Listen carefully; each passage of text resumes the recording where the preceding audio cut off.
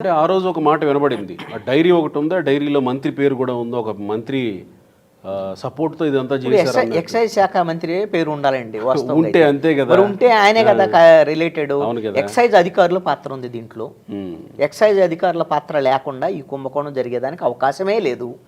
ఇప్పుడు అది వారం 10 రోజుల్లో తేలిపోయేటువంటి అంశం అండి. ఒక బ్రాండ్కి సంబంధించినటువంటి మద్యము అది అమ్మకాలు తగ్గినాయి అని అనుకుంటే సపోజు క్వార్టరు అదేవిధంగా చీప్ లిక్కర్కి సంబంధించి శాంపిల్ బాటిల్స్ నిబ్బు వీటికి సంబంధించినటువంటి అన్నీ కూడా ఈ ప్రభుత్వం వచ్చిన తర్వాత ప్రవేశపెట్టినాయి. అవన్నిటిని వాటినే వీళ్ళు ఒక లేబుల్స్ తయారు చేసేసి అమ్ముతున్నారంటే మరి ప్రభుత్వం ఏదైతే డిస్టిలరీస్ నుంచి వచ్చేటువంటి అమ్మకాలు తగ్గిపోతాయి కదా. అది వారం 10 రోజుల్లో తెలిసిద్ది.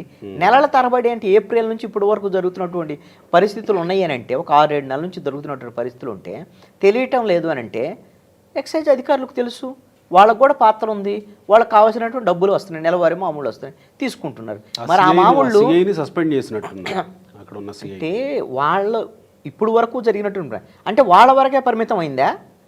మరి కన్సర్న్ మినిస్టర్ ఏంది, వాళ్ళకి సంబంధించినటువంటి పర్యవేక్షణ ఏంది, అసలు ప్రభుత్వ ఇంటెలిజెన్స్ ఏం చేస్తుంది? కరెక్ట్.